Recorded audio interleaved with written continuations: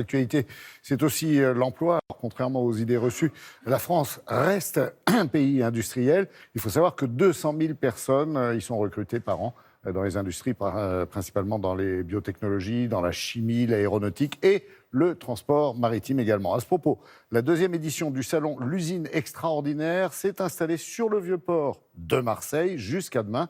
C'est une bonne occasion de changer de regard sur le monde de l'industrie. On voit ça justement avec ce reportage d'Olivier Delarue.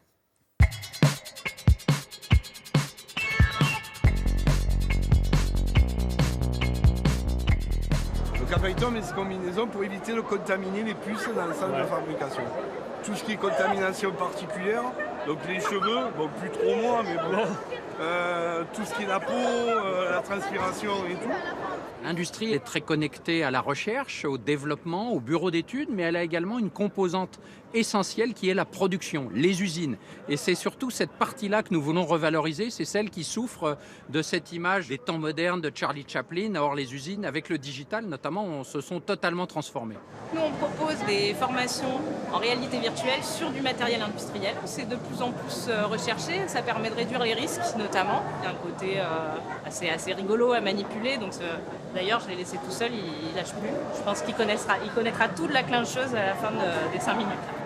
L'industrie, chaque année, elle recrute près de 200 000 personnes dans des domaines technologiques, scientifiques, parfois également des gens qui ont des formations littéraires même, avec aujourd'hui un véritable défi d'ailleurs en termes de management et de travail d'équipe avec cette nouvelle génération de jeunes qui arrivent aujourd'hui dans nos usines.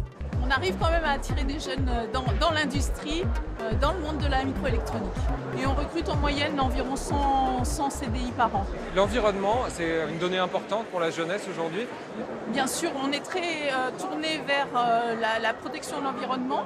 On est une industrie, donc on se doit d'être exemplaire en la matière, en particulier sur le site de Rousset, où on a des performances environnementales assez exceptionnelles. Vous mettez ça en avant dans les entretiens d'embauche, justement ? Tout à fait. L'environnement est l'un des sujets majeurs pour lesquels ils vont me poser une question. Est-ce que ce que je vais faire aura un impact sur l'environnement finalement ?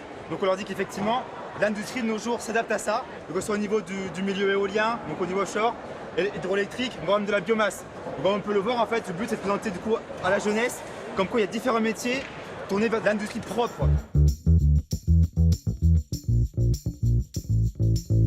Ce que peu de gens savent, c'est que la rémunération dans l'industrie est environ 30% supérieure à la moyenne des rémunérations sur l'ensemble de l'activité nationale. La moyenne effectivement de la rémunération dans l'industrie en PACA, c'est 3 300 €, alors qu'en moyenne dans l'ensemble du territoire, c'est en moyenne 2 300 €.